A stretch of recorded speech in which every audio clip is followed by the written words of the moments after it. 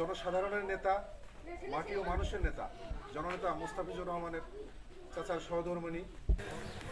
এটা বাসায় পড়বেন আপনারা, যারা পড়তে জানেন না একটু পড়ায় নেবেন এর মধ্যে কি কি আছে, বিএনপিকে ভোট দিলে আগামীতে কি হবে, কেন এটা দরকার।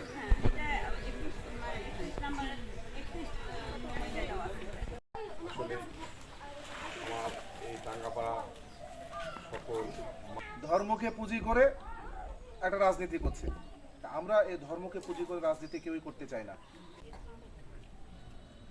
প্রিয় মা বোনেরা, এ পর্যায়ে এইভাবে যেন আপনাদের সেবক হয়ে আমরা থাকতে পারি, আপনারা এই দোয়াটা করবেন আমাদের জন্য।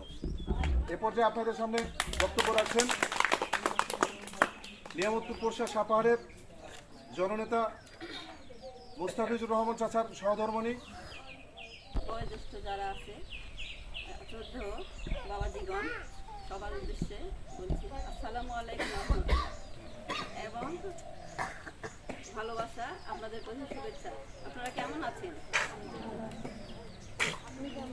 আলহামদুলিল্লাহ, আমরাও ভালো আছি এবং আমিও ভালো আছি, যার জন্য আপনাদের মাঝে আসতে পারলাম। তারেক জিয়া ছাড়া নিন, ধানের শীষে ভোট দিন।